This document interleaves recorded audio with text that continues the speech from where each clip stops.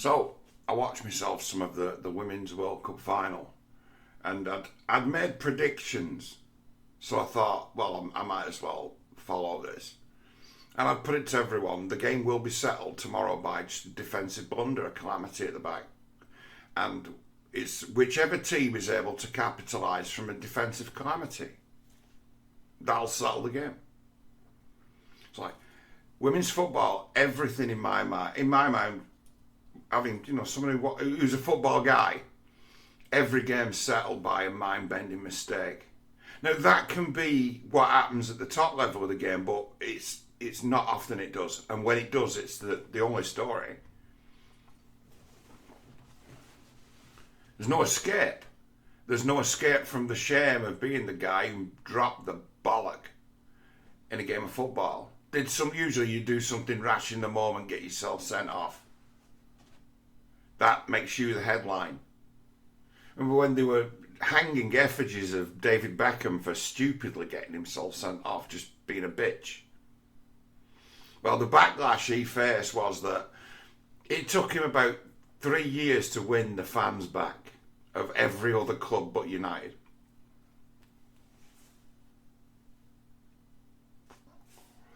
Beckham, part of why he's so successful, that is that he redeemed himself in the eyes of many. They all forgave him the moment he smacked that last minute free kick in at Old Trafford, like 3 years later. They forgave him. It's like, oh, instantly forgiven. You're a guy, David.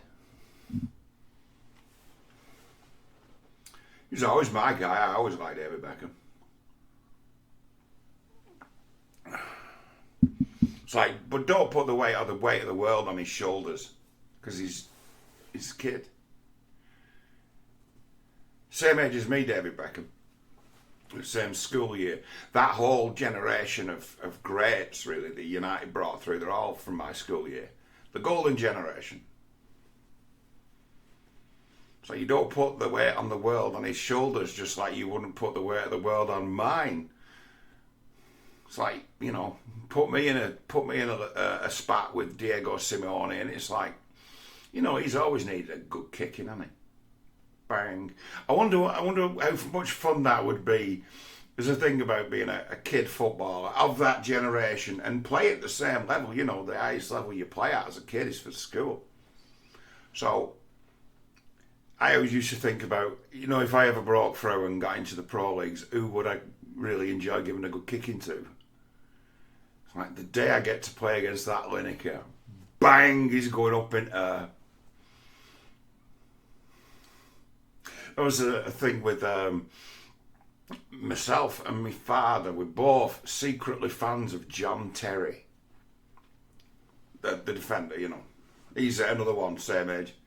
We're secretly fans of him, and it was that in one of the first few games he got himself sent off when he saw the opportunity to just flat out hurt someone, and they were like, he's going to be good at him. He's going to be all right. And it's like, why? So, well, he brings something else. We know that the extra thing you bring, that he brought. It's like, good to see that in it. He'll be a good Nibbit captain and everything. We knew. Like, why? It's like, because he had the wherewithal to go, fuck off. Here, I've arrived. Bang. Remember my name. Remember, there were a World Cup once where Wayne Rooney went and he weren't fit. He'd done his groining. And he also had a busted foot, but he weren't telling anybody. And he would poor. He just wasn't himself, but he weren't for telling anyone he weren't right. And if you've got a busted metatarsal, you could probably play on it, but there's nothing more painful than trying to play on that. You might be able to play on it, but it really hurt you. Like, really hurt you. But like somebody stabbing you with a spear through the foot every time you touch the ball and still play. It's like, how did he get hurt like that? He left one in against John Terry and fucking lost. He tried to hurt Terry and Terry hurt him. Saw his chance to smash him and hurt himself.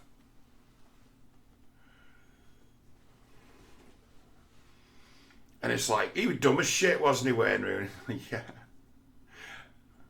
It's like, why was he so good when he was so young? It's like, because he wasn't aware of who his opponents were and fuck them. And then as he comes to realise that it's a bigger game than he first envisaged, he's like, suddenly starts to think about it, and then suddenly becomes a different player because he started to think about it. You're like, is there really people as dumb as that? It's like, yeah. It's like, and will football exploit these people? He's like, you bet your ass. It's like, in some regards, a guy like Paul Gascoigne, another one just don't give a fuck about the opposition. He's like, fuck him. No respect. So yeah, get out playing. It's like, play against the wrong guy and he'll just chop you in half, reduce you for being a cunt. You take the piss out of the wrong guy. Bang! See ya.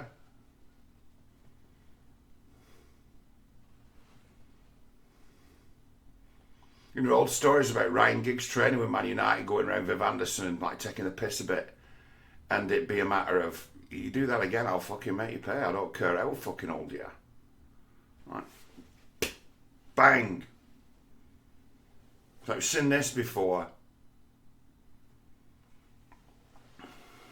It's like that is endlessly going on in that women's game. It is endlessly going on. It's like there's a hard man game. There's a hard man side to this game, and a load of needle and nastiness and snidey sly. As to where in women's football, it's like to deliberately mislead and deceive the referee is a massive feature of the game, as is the kind of bullying that I was describing. It's like, do you know why back in the day at football, and now I mean obviously they are killing the game. They've made it for players of weaker character than previously. It's like they changed it so that people who couldn't take a beating started to thrive. Seriously, it's like once upon a time, right? You'd say, okay, who have you got to play tomorrow? And it'd be a matter of Arsenal. All right, Steve Williams. Okay, right, Steve Williams. Right. Who have you got who could win a middleweight boxing match and doesn't care about getting hurt and likes dishing out violence? You're like, well, nobody. So are you going to get beaten tomorrow because Steve Williams is going to kick all your little softies? And let's see how fast they all run when they've been kicked to shit. Let's see how fast they've run when he's jumped right through them. And if you've got no one to stop him by frightening him and kicking him, you've had it. So it's like, I was lucky in some regards as to where the team that I used to watch as a supporter, right? We always had at least two in that side who'd be regarded as like either the most aggressive or dirty players in the country. Always. In my time. It's like Brian Robson is injured and not playing today. It's like, well, Norman Whiteside will have to do a double shift in bullying and kicking everyone.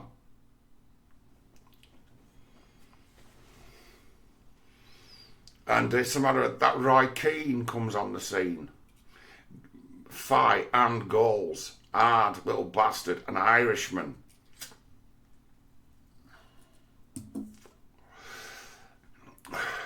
Ding, ding, ding, ding, ding, ding, ding. Man United Football Club, we're having him. He's the one we're having. We're having him. We're going to move the world to sign him. Why? Because he's an hard bastard. That's why.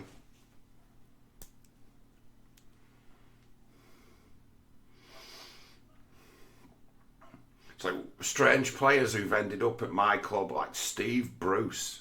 Seen him play for Norwich a couple of times. And it's like, brave? It's like he's going to throw himself in front of, boots. It's like he's an hard bastard. It's like you can't kick him. He's not going to do anything. You could kick him and bash him and knock him around all day and he's not going to complain. He's not going to lose his head. He's an hard bastard. Let's sign him.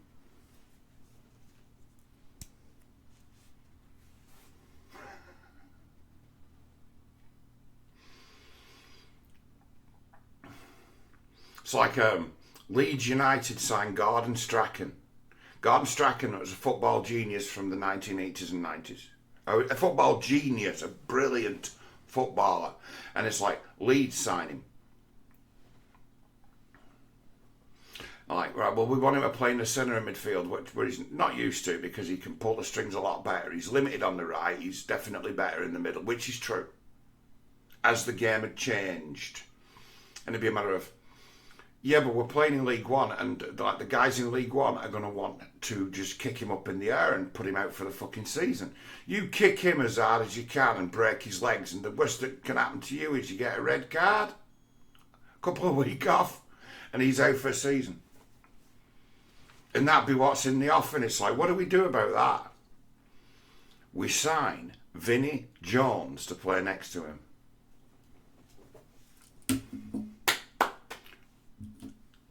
And here's the kicker. It's like, right, the guy who's most likely in this league to see an opportunity to hurt him badly, who is it? Chris Kamara, Stoke City. Sign him to. What? That Leeds promoted, champions, won the league. Wait, 2 years later.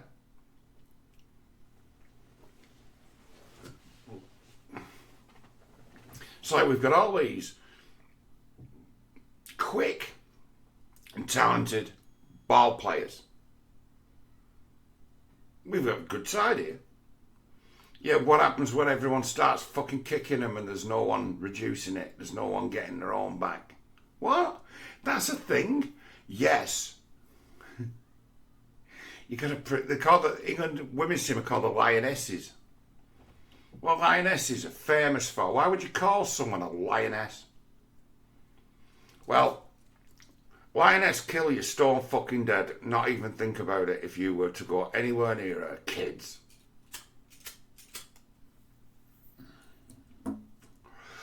So what lionesses are about? Protection. It's like that bitchy shit is in women's football, but it takes a different form. It's more snide. It's more rat-like. It's more villainous. You see it all over the pitch. Were you watching the game? Their own kind of needle. And it's really cruel.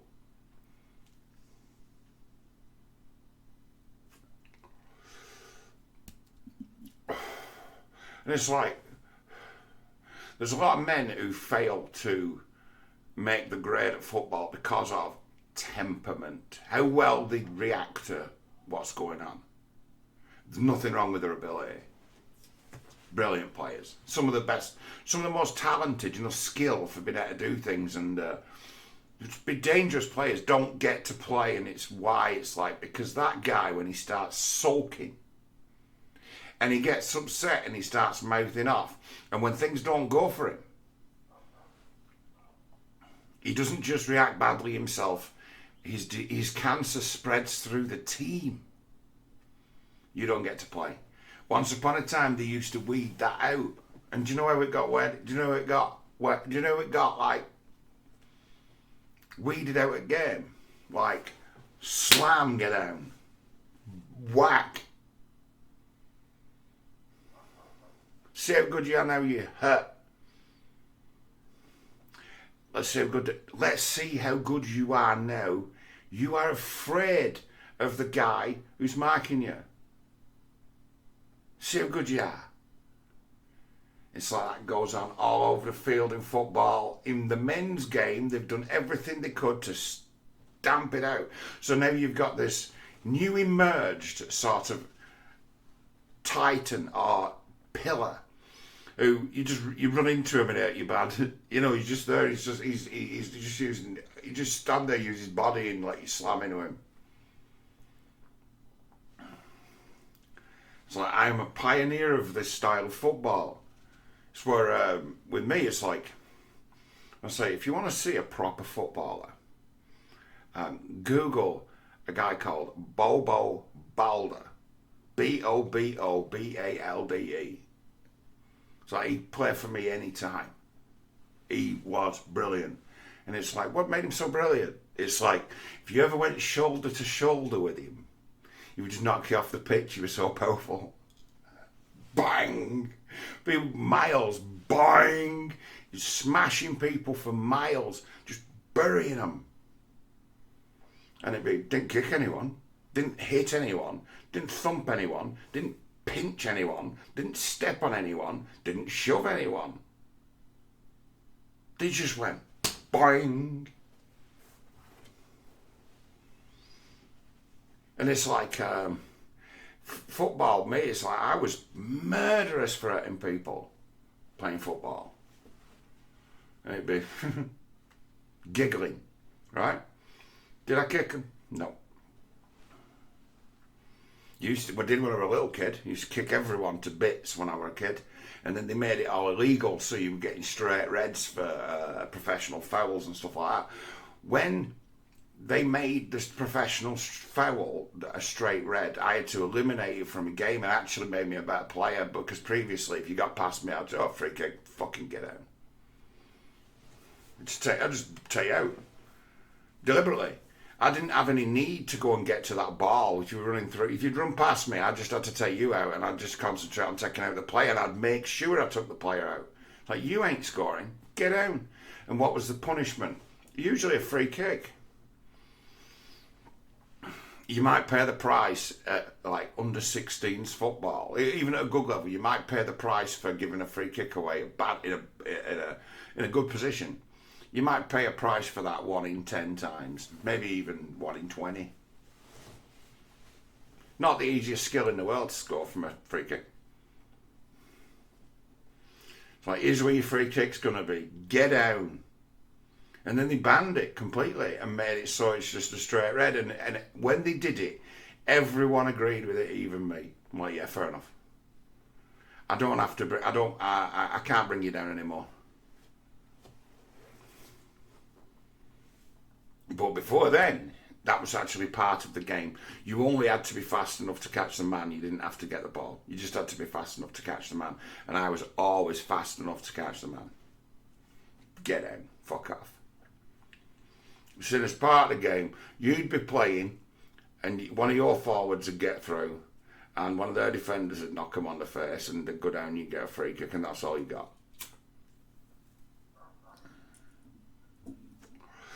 When they made tricks like that, like, well, you know, it's a fair exchange. Free kick, stopped him scoring. Free kick, no, pay no price.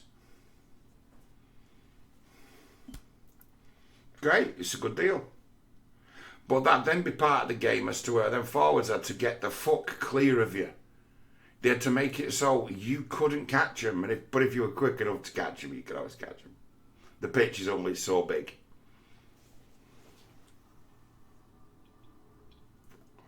It's like, so that is the game we're talking about. We're talking about the cynical side of football, which was dominant in the teams that won. And team like Leeds. Go and have a look on Google and see if you can find the old coaching films from when they banned what they used to call an over-the-top tackle. You actually see them from time to time, and people are so astounded when they see them. They just think it's just normal play. Someone will pull off an illegal move that was made illegal 30 years ago. And people won't know that it's an illegal move because it's almost been eliminated from the game. But you'll see the odd over-the-top tackle now. That's where the ball's there, and instead of going for the ball strictly, you're going for the guy's feet, and you're just going to strip it away from his feet. But the first impact is going to be over the top of the ball into him, and then you pull away with the ball.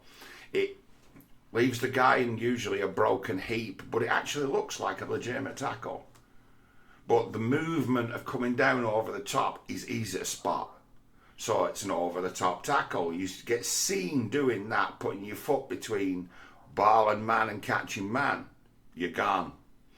That then got replaced with the super fucking hard block tackle, which would twist people's knees and tear their ankle ligaments if you could get the blocking hard enough. So then you would get that the over the top be replaced with the dead weight, full body, grounded, super hard block tackle, and that be a matter of you just about to nick the ball past Yap Stam and he sticks a big foot out and you go fucking ball you. Dirty hard block tackles. I've seen a guy's calf just burst open at force of a block tackle once. So that's like, it's part of the game, totally legal. But incentivised as, right, this is the time and place where I can get my big hit in. Instead of getting my bang, or if you ever get chances as defender, there's lessons you can learn from like Vidic, who played for United. He was known now as being like one of the best central defenders in Premier League history. He was the most blatant for hurting people. He made sure that every time when it got into physical contact on another opponent, he would deliberately hurt them, and you could see that he did it. He'd go up in the air with you, he'd be shoulder to shoulder with you, and just the bodies coming together, he always made it about hurting you. I've never seen a better player play against that big tall striker, that Peter Crouch. He wasn't a useless player, but he wasn't particularly dangerous in the air, but you had to deal with him because teams would use him as a target man. He was about 6'7", 6'8", so he had an advantage over everyone. And every time I saw Vidic play against him, every time he jumped with him for a ball in the air, he just went slam into him, body to body, crunch, crunch, crunch, and you just hurt him. It's like I'm hurt you a bit every time you come near me, and I'm coming after you, and every time I get near you, I'm going at you. So it's like against him, you have to bring your A game. You have to, you have to go in hard. You have to mix it, and if you can't do that, you lost the game. Do you notice there's no mystery as to where the player best suited to play against Vidic was Torres, played for Liverpool, who was really strong. Really, in the same mould of smack. I'm stronger than you. I'm going to just bury you. There are a few strikers like that who were just built like tanks. Alan Boxic. And I'm just going to run right through you, like bang, smash. Well, I'm like really fast. I'm like 6'4" and about 18 stone, and I'm not a muscle guy from the gym. I was just born this way, bitch. I'm just gonna smash you. I'm built like a fucking warrior.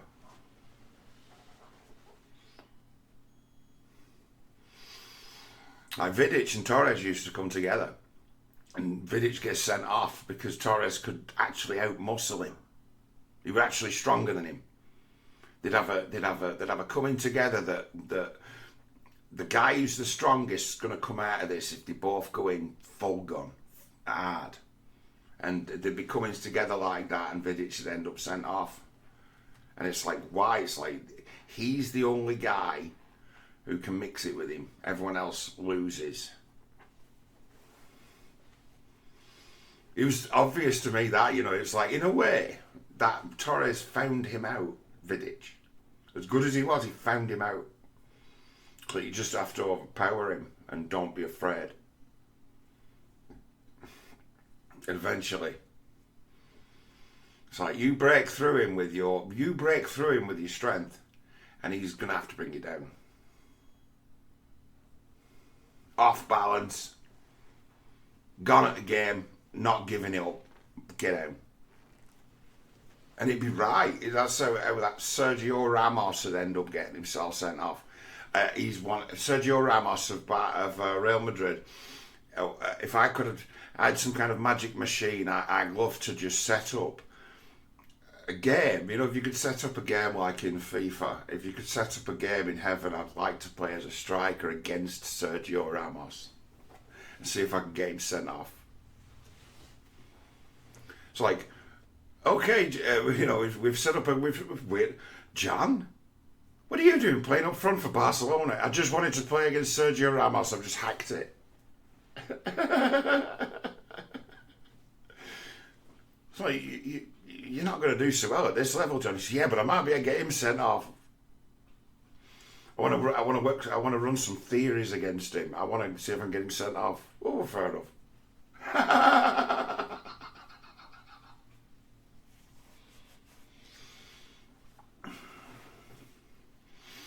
Yeah, game plans. That's something is that still in the game? That okay? What's your plan today? I'm going to see if I can get him sent off. If you're playing against a guy who is a bit of a dick, you're playing against Craig Bellamy, and you're like, he's an arsehole to play against, and he's like a bit quick and mouthy, and a dick who, if he gets a chance, he'll stick the boot in you. Like, what's my best course of action for today? See if you can get sent off. What's my best way of going about this? Try and start a fight with him.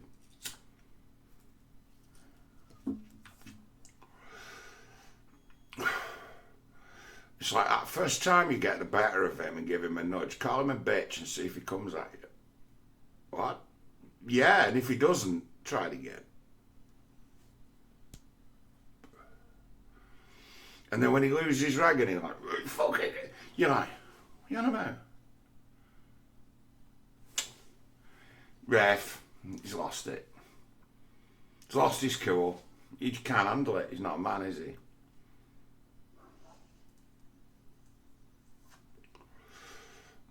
I'm telling you, it's like, do you remember the name of a band? I think they had like 2 hits, didn't they, in the early 80s? Sister Sledge. Remember Sister Sledge? It's like this undercurrent of fucking dirty tricks and violence in the women's game. I think it's nearer the surface than in the men's game.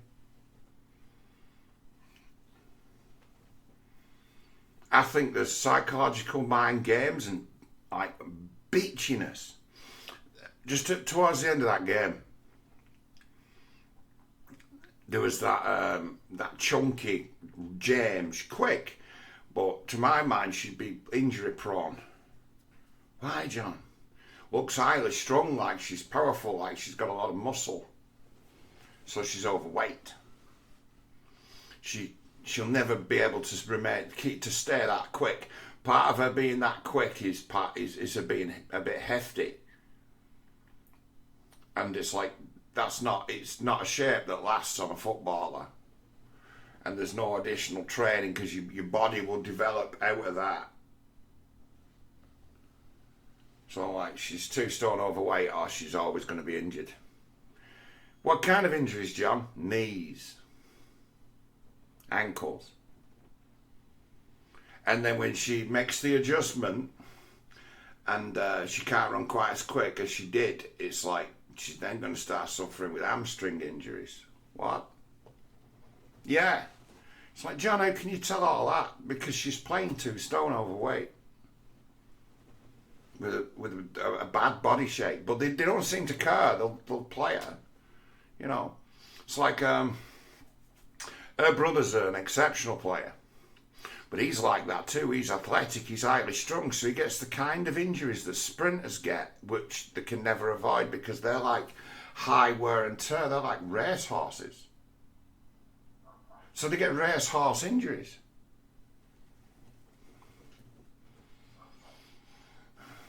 It's like there's certain body types that don't thrive at football, or they play well, but they don't thrive at football. And it's like, why? It's like, because the sprinters are more suited towards an high impact, less dense sport. Like, Swimming? I look at a guy like Rio Ferdinand, who was played a lot of football, but could have played a hell of a lot more, but for injuries. Wow, he had some injuries. And it's that highly strung, powerful, explosive. Would have been a better swimmer than footballer. Him as well, as just a different thing. He's got like the sort of neck and upper body of a very good quality boxer, and he did try that. It wasn't built for playing football. He's not durable. Played a lot, but wasn't durable. He'll have missed in his career a third of the games that he was eligible to playing through injury. Now, he had a good career, and it's like there are those with worse records than that. It's like they have to learn their own bodies well enough to stay fit. And if you get injured with something that happens in a game, you get injured, something happens in a game. It's like when you end up injured with something that doesn't happen in a game, it's on you, how fit you keep yourself. And you see more these days where, as the clubs have become richer and the styles and thinking of management have changed, it's like they've now started to it's like, well, peers, they're either intensively training the players or they're not. So that they put a lot of less onus on rest, from what I can weigh up. I've been listening to a lot of podcasts with former players in recent times who say some alarming things, tell you some alarming things about what happens in clubs when a new manager comes in and sacks all the coaches and brings all his mates with him. It's like Chris Kirkland saying, when Rafa Benitez came, who didn't know who he was and didn't fancy him as a keeper, even though Liverpool had made a massive investment in him. He used to have a goalkeeper coach at Liverpool, it was Joe Corrigan, who was a former Manchester City and England goalkeeper, who was renowned for his work ethic. You know, these keepers keeping real sharp by training intensively every day, and keepers don't train with the rest of the squad, right? They train together and do their own completely separate training, other than playing with the other players. So most of it was done amongst themselves. So they'd have a few hours a day where all the keepers in the club, so there'd be 4 or 5 of them, the kids, the old, and they'd have their own university of goalkeeping going at every club. And Rafa Benitez came in at Liverpool, and Chris Kirkland said, well, first thing he did was sack the goalkeeping coach. And it's like, he's like the best goalkeeping coach in the country. It's like all the young keepers will say, oh, him taught me everything.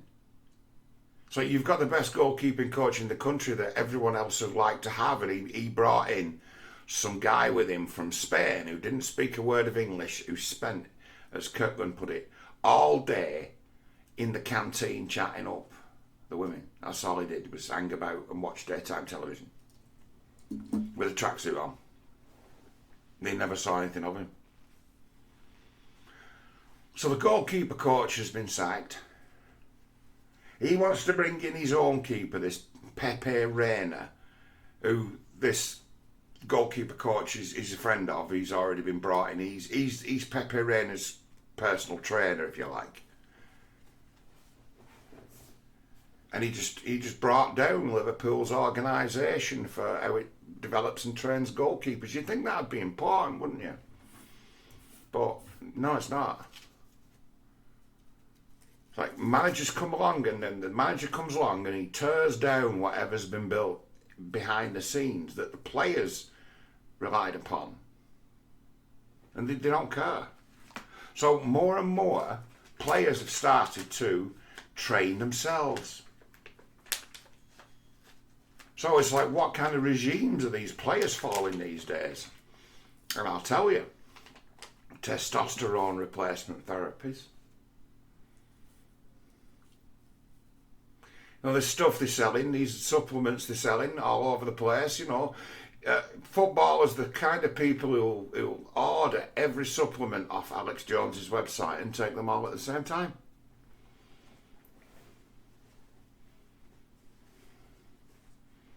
So these guys are getting in with and are moving more towards gym and bodybuilding stuff, and it's like, that's not football training, not strictly. Can be of benefit, but it's not keeping the right parts of you kind of lubricated. It's not keeping your mind on what you're doing. It's not keeping you sharp. It's not keeping you rested. So I think players, it's now player to player as to they have like responsibility for their own fitness. So watched Man United play yesterday. Wasn't expecting much, but it's difficult because they were completely robbed of a penalty by the VAR. Let's make sure we get the result we want system. Robbed them of a penalty in the first half, which they should have had. It's like they changed the rules of what handball is from like day to day, game to game. It's like that handball that was given in that Women's World Cup final today, that was a handball. But it was not as blatant, if you like, a handball as that one that wasn't a penalty yesterday. I'd give that today because it was handball. Well, that's it, it's handball. It's handball. Give. But yesterday, it wasn't. They changed the rules of the game almost daily, depending on what suits the needs of the live betting markets. You're not telling me, you can't tell me that the guys who work for the Premier League haven't got the internet. I'm just saying that. You can't tell me they haven't got the internet. You know, I can have, while I'm watching the football, every fucking betting app in the world going on. And the betting websites, their stream, you know what I mean? Stream of what they're doing is actually usually ahead of the coverage of the football. It's like there's a time delay. But yeah, it's like, how's that? Betting information so up to the moment, and it's because they're getting the information before you are.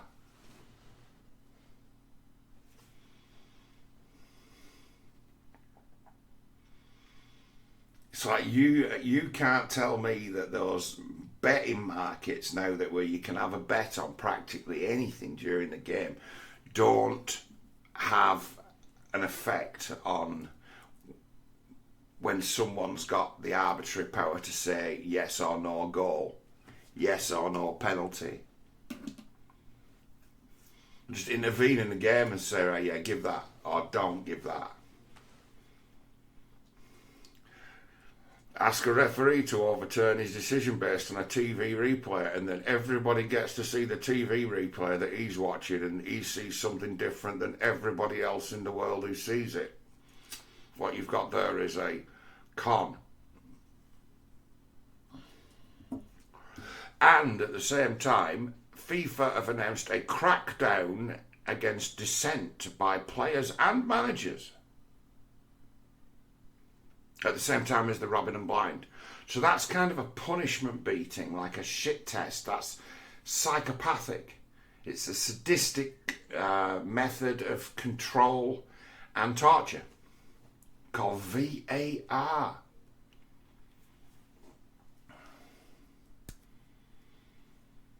So women's game, you know, right? I'll give you a few insights of mine in the women's game, right? Right, the women's game isn't suitable to be bolted onto the side of the Premier League clubs. It's not suitable.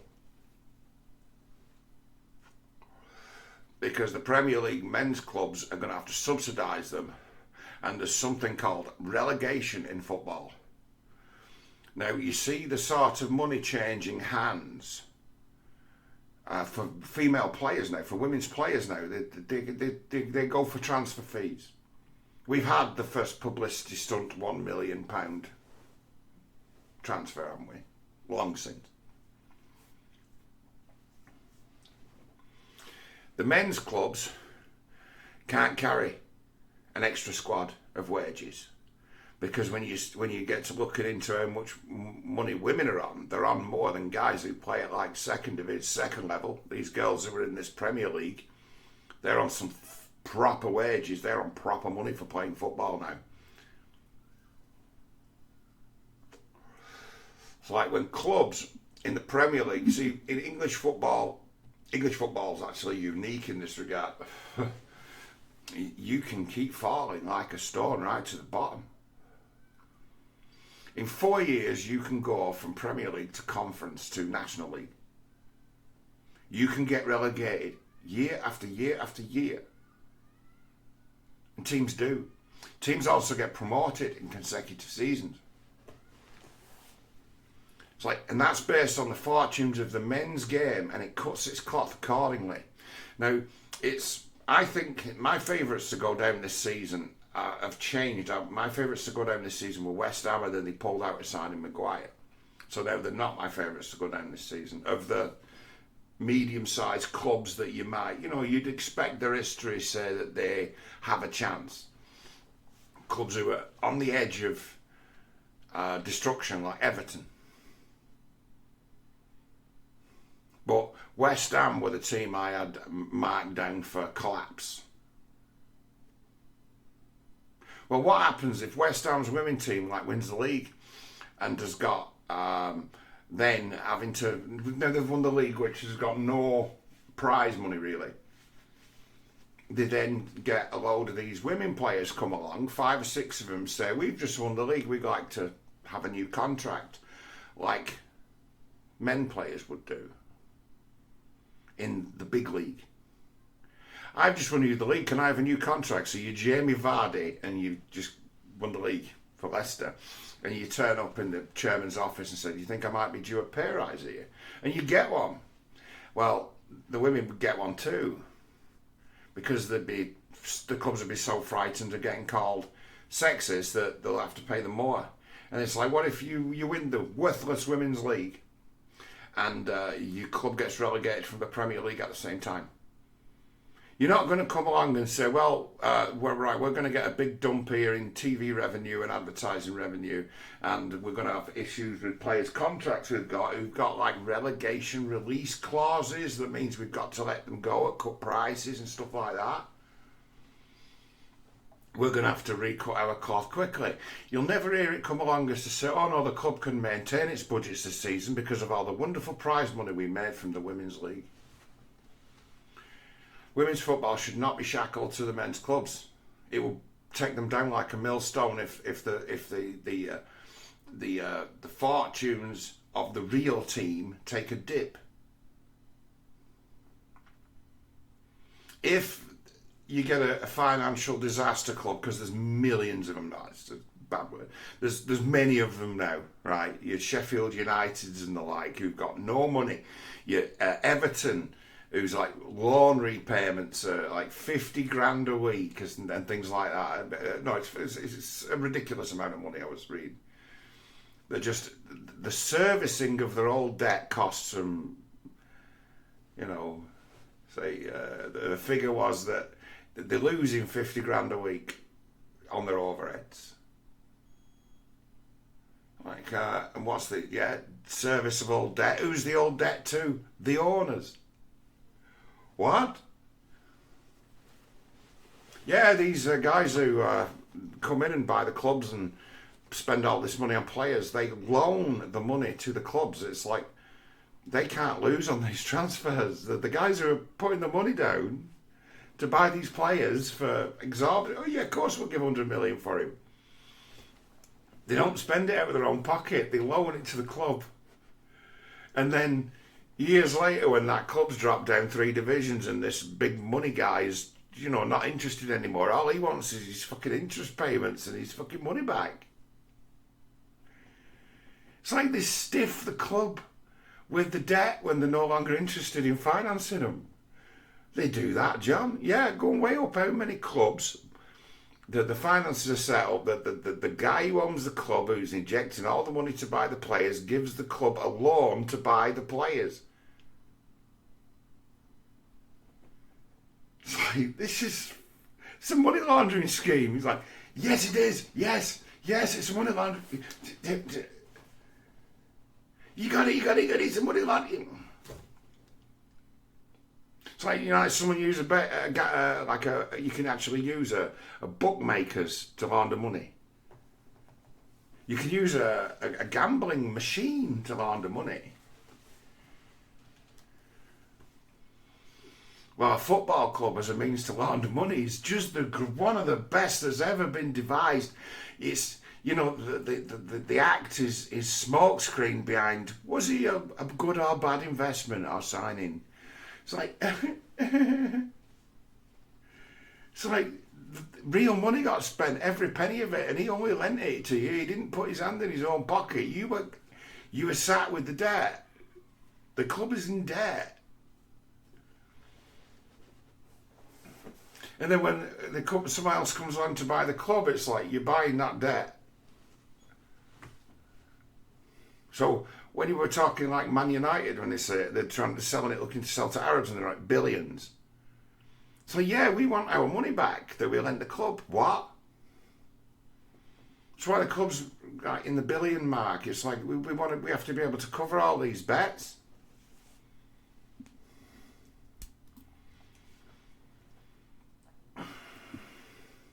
It's like the Americans have looked at these football clubs and said, these are really great cash businesses. So what are they using for? Money laundering, because that's what cash businesses are best for. Do you think that precariously financed circus is really interested in women's football? I don't. Do you think if women's football was a serious endeavour, they wouldn't do something like set up their own? Well, it might sound like a bullshit thing to say, but FIFA, right, have been an unworthy organisation for the management and carving up of the football money of football since the day it was conceived. FIFA's property. It's a private business.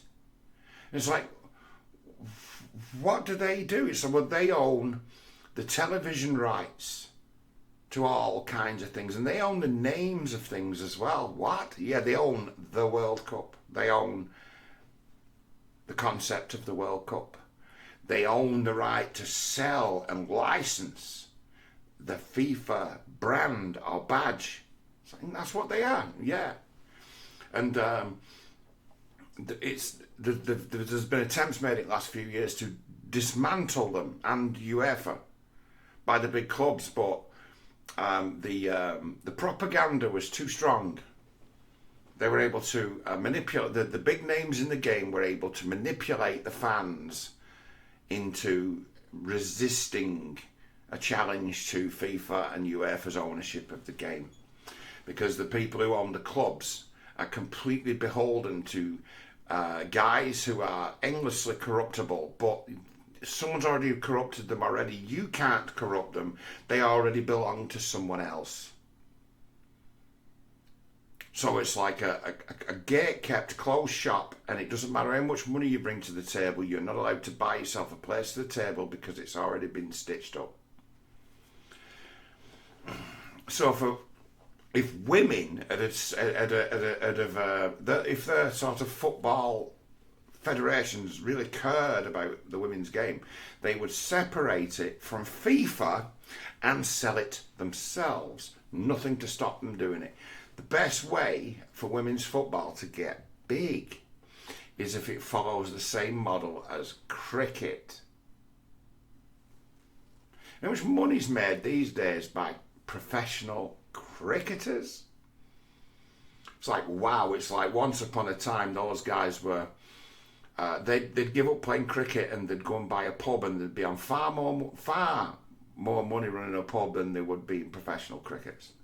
But the crack be unmeasurable, just a brilliant life for all laughs you'd have and all people you'd meet and all the ups and downs you'd have. Be piss funny on one level of the game, and those who find the ups and downs of cricket funny and can take it in good humour, it's like they are a set of hardy bastards who like a laugh. And that'd be the great thing about cricket, is that, you know, it's really serious, but it is funny. So you can laugh at it. There's nothing to stop you laughing at it. Women's football, if it organised itself like cricket does, would be, as it stands, yeah, a good sport. So, how do you do that, John?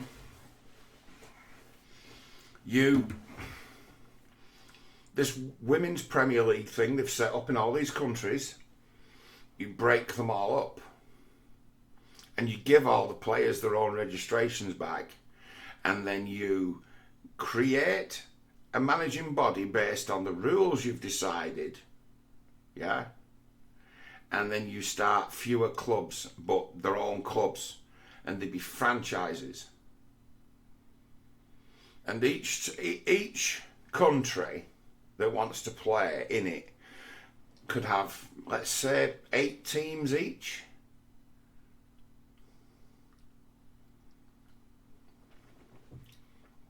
And play a tournament every season. Every team plays each other, and then you have quarter-final, semi-final, final. No relegation. And that'd be it. And, making a summer game.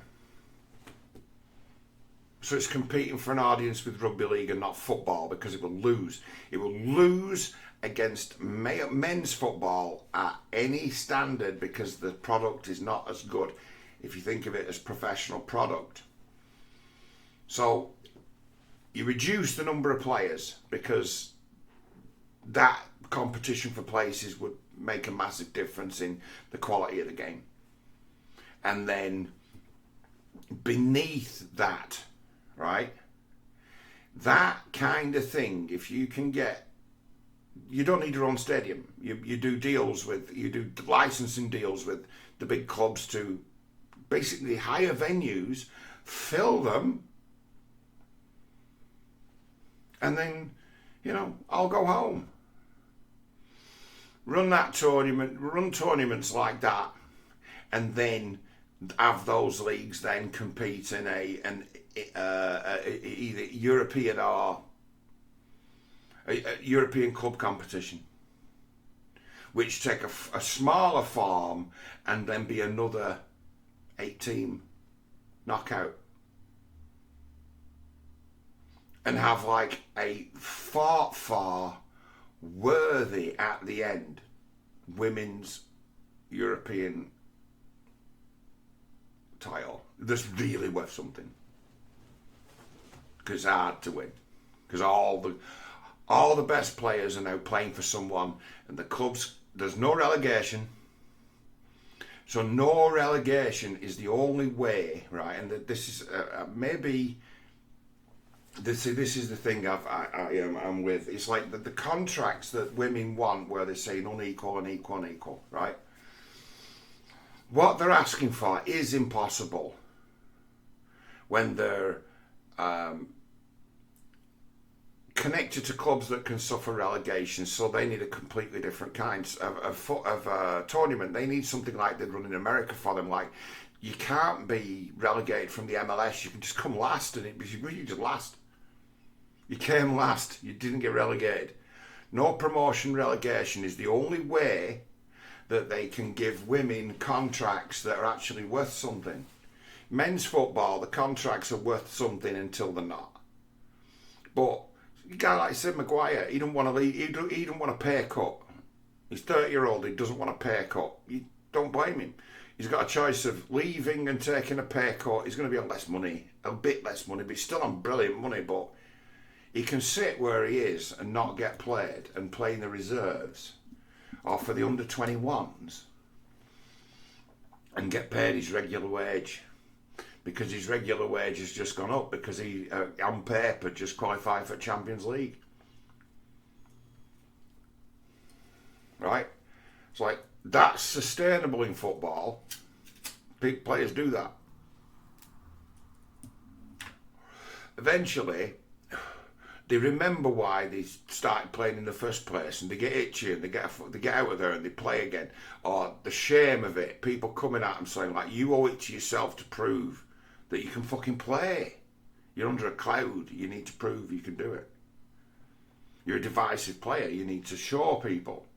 You go out and show people and that you can prove, football you can redeem yourself, you can prove everyone wrong. You can make me saying Harry Maguire's the least professional player I've seen. You can turn me into a fool by proving that you're not. And it's like, that's how legends are born in football, not by sitting on a fucking bench. But United are not going to get relegated. They're not going to be able to not pay his wage. It just means they have to cut back somewhere else. It just adds on to the huge debt that they can carry. But it's like, the contracts that women want, right? They're like Harry Maguire. It's like sell-on value for a woman's player. It's like, that's a thing, isn't it? It's like she could decide she wants to have babies. And that being off having a kid and doing it right, you know, being a mum, you're going to be out of football for 18 months having a kid and expect to be paid. They want that. They want maternity leave in the contracts. So it's like, well, the only way you can do that is if the organisation you work for is guaranteed to still be around next year, is guaranteed to still have access to the markets next year. It's like, so the only way I can see it is that you have a well-funded, well-financed, and ultimately well-watched, much reduced women's game. So reduce it so it's the size of a division of county cricket. It's like maximum 12 teams. I'd say 8 teams is a good league for women.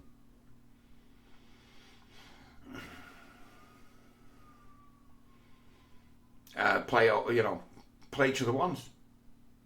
A 7-match season, yeah, and then playoffs and finals, and then a European tournament. So the team that wins everything in women's football play 20 matches a season, 22 matches a season. Now, they're always talking about ACLs, hip injuries. Basically, women suffer from different injuries from men. Injuries of wear and tear, you basically could be said to be playing hurt, and that's why you're getting other injuries. So you're the usual footballer's problem, which is playing hurt. You've got that in the women's game, right? You can cure that by reducing the number of games that they play, giving them a better chance to recover from every knock and strain. Make the squads bigger. Even at that, make the squads bigger. 5 substitutes, bigger squads, redundancy. And then make it so there's a competition, massive competition for places. Massive competition for places makes it so injuries no longer are a problem for you. If you've got strength in depth, you can cope. It's called having a squad.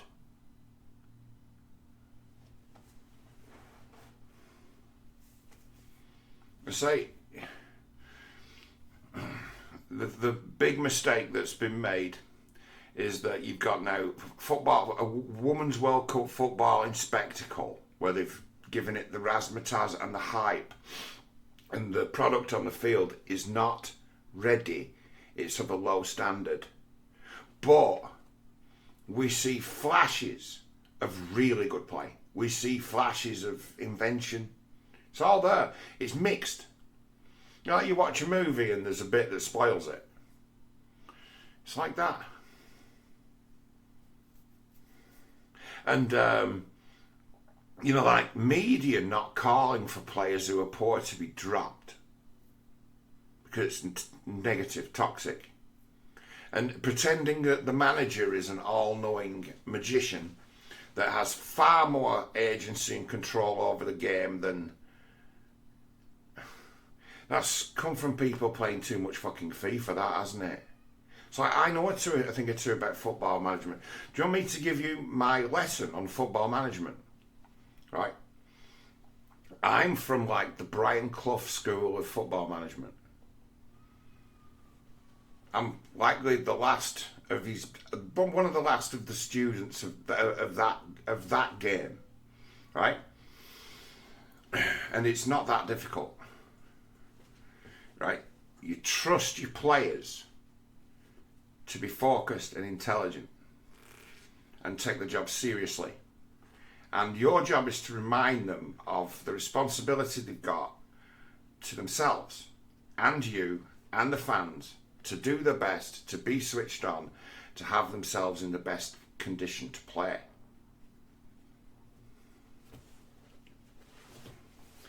You have the players train with each other and never ever attempt to teach them anything, because you're a fucking idiot.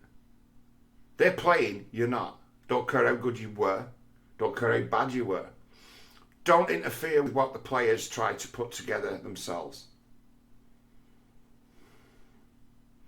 The best coaches and football thinkers in the history of this game, it's like there are guys you can talk about who were players who were also tactical geniuses. It used to be famous. It's like, why is Terry Venables so famous?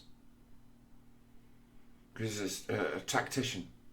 But he was a tactician when he was a player and a manager. He's someone who talks ideas with other players.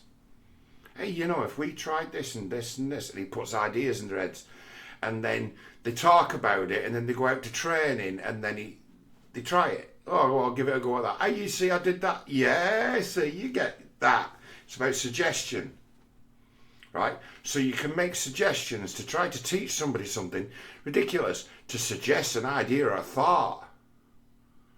And then they get it, because it's like, when they talk about the manager putting his footballing vision on the side, it's like, what is he, psychic? He can't do that. What he can do is he can bring his vision of the game to his players, and they can think about it. And then they can come up with their own version of it and make it work. And then the manager seems like a genius. But really all a manager can do is set a team out in formation. Now that is ridiculous too, right? So it's like when people say we'll play 3 at the back, we'll play 4 at the back, we'll play 5 at the back. It's like, no, really, we're only talking about starting positions anyway, aren't we? It's like uniquely, every game's going to break out differently. It's like, so what you're better off doing is being 4-4-2. And I've got players who are adaptable, you know, who are paying attention. 4-4-2, John. It's like, yeah, it's about balance. It's like, you keep playing football and you keep moving it quickly and you play it as simply as you possibly can. Make that the thing, not the complicated tactic, the simplicity of the game, and trust the balance to bring you the opportunities to score goals. And trust the balance to have you in the right places. To take advantage of the geometry of the field with right foot, left foot. It's easy. It's like, so you, as a manager, so you're right, if your players aren't stupid, they'll be able to react to what's going on in the game and see what their opponents are doing for themselves. It's like you, as a manager, it's like something has to have gone stupidly wrong with your leadership on the field. If there's like some guy who's being left blatantly on his own or unmarked, or you keep falling into a trap, someone on the field should take responsibility for it. Because you don't want to lose. You'd fill in that gap, you'd use your initiative to pick up that guy, you'd make that run. It's like you trust the players to do all of that themselves, and when they don't do it, that's bad management. Why didn't he tell him to do that? It's like managers on a captain is to say, why haven't you fucking organised this? What's going on with you? So you trust the balance, and to giving during the match to give instructions, right? You're better off actually like almost talking in riddles or code, reminding people of things, because you can't pull them to one side and try and teach them how to fucking play. They know. So it's a matter of having a word, and a word can be something so much as, hey you.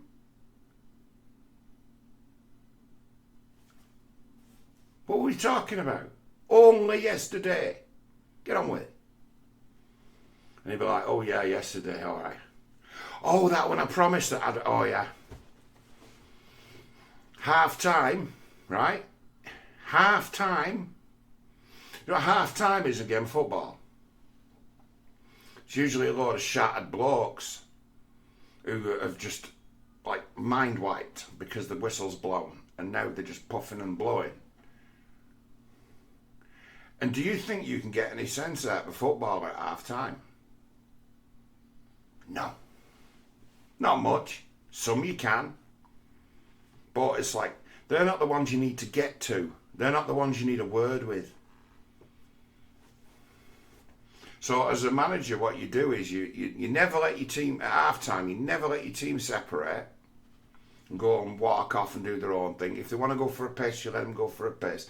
But you keep them together, and there could be 150 things you could fucking scream and shout at those players at half time because of the way they played. What you do is you select 3 things that you'd like to bring to their attention. There might be 10 things that they need to hear, but you only choose 3. And if you're going to have a go at a player, have a go at one player. But don't, you know, it's not about screaming in someone's face. It's be a scream of, see what he did? Make an example of one as to, you see what he did wrong? And relive it. The moment, forgive it. 3 things. Any more than that, and you've just filled their head with shit and sent them out on the field. Any more than 3. Now, with the 3 things rule, 3 things can be collective bollocking from an individual and another fucking threat of I'll fucking strangle every fucking single one of you if you don't fucking turn it round. That's 3, that's okay. Send that out, that's good. That's actually, you've done a good job. That's managing football. That's as much as you can do. That's at the very limit of what a manager can actually achieve. And do you know what it involves? Doing nothing during that game, knowing it's beyond your control. Although nowadays they've tried to turn football management into some kind of fucking arcade game by having 5 substitutes. 5 substitutes. Right? Do you know what I'd do with 5 substitutes? I'll take off my front 5. So if you've got an advantage in a game, like you're 2-0 up, I'd take my front 5 off to just completely confuse the fuck out of your opponents. You can change your front 5 and your back 5 who you've left on. They'll be really familiar with these guys they play with and train with every day who are coming on. Just take them all off.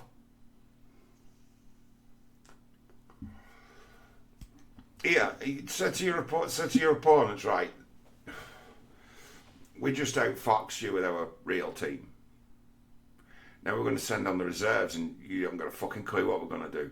All that planning and preparation and anything good you've done during this game has just been wiped out because now you're up against a different fucking side.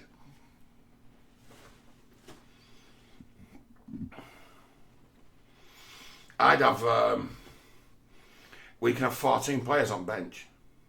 Shit, I'd have a couple of dickheads on the bench who were like, oh God, it's like this guy who Collins has signed from the Argentinian league. It's like he's got the worst disciplinary record of any player who's ever played in the top league and had a career. And he turn up And he'd be like a big fucking shaggy caveman with a wonky eye. And it'd be, right, board's just gone up, 10 minutes. 10 minutes of added time, 2-0 up.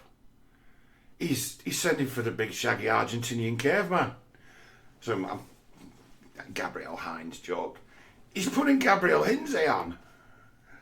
And it's like, okay, right, just 10 minutes to go, lads, no messing about. And it'd be a matter of, what's his job? His job is, if anyone needs a reducer or anything sort of breaks that gets a bit silly and the game needs to be stopped as if by magic, this can be the guy who soaks up the red and yellow cards. What? Yeah, I bring a renowned thug of a dick onto the field and say, hey, thug of a dick, how about wasting some more time? So like, they've just added 11 minutes to the game, yeah? Well, if we waste 6 of them, they're not going to put 6 on the end, are they? So it's like, they give me the job at United tomorrow and I sign Fellini. What was he called? He used to do all that diving for Arsenal. He's really old now. Jose Reyes. Sign him. It's like, do you think you can still dive? Oh, I'm a bit out of shape these days. Yeah, but can you still do them pratfalls? Yeah. It's like, would you play for like $5,000 a week? You don't really have to, just have to show us you're fit. It's like, you don't really have to train proper. It's like, yeah, what have you got in mind? I'm going to start bringing you on as sub in the 94th minute and you can waste as much time as you possibly can. I mean, he once on his own tried to waste half of a Champions League final, Jose Reyes.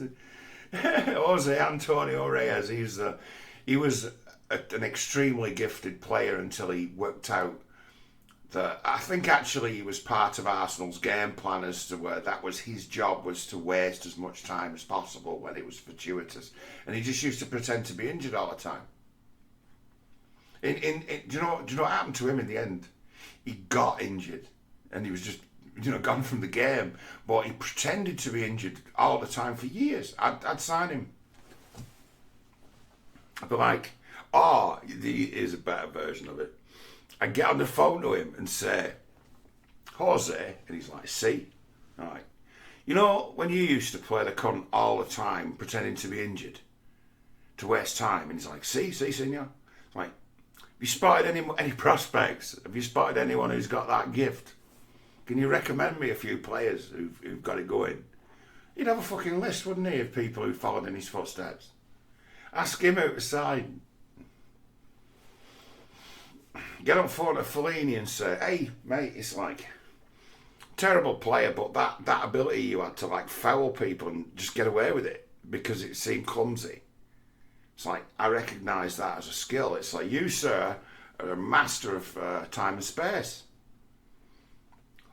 How do you work that out, John? Is yeah, because you can get the referee to stop the game anytime you're anywhere near anyone, if you really want to. And then it'd be like, well,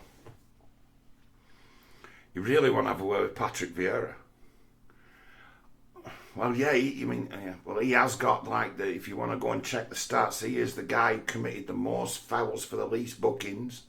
I'm only second on the list.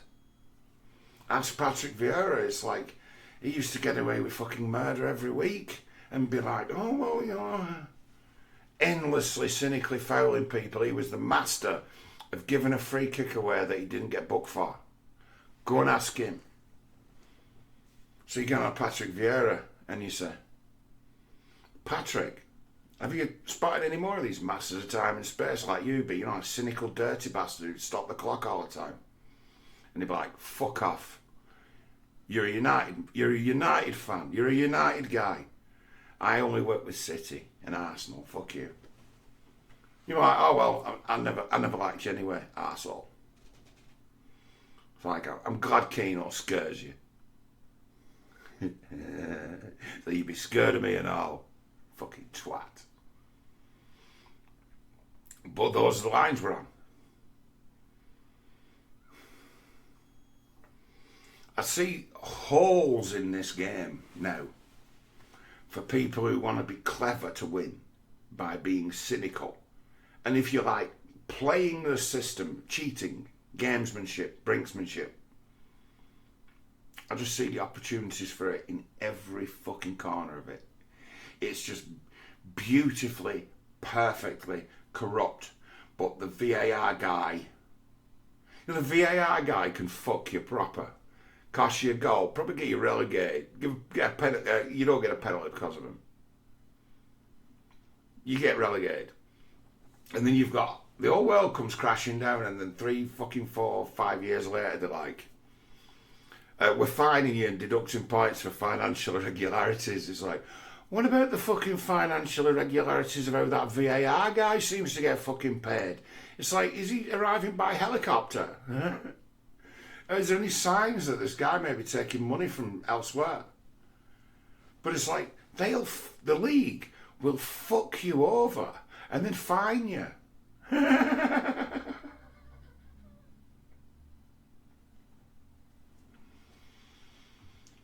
It's like if women want to take football seriously, create your own football association. In fact, create your own game. Take away FIFA's ability to do rule changes. Wouldn't that be a thing? Which is, it's a big part of why I hate FIFA, and I've always hated them.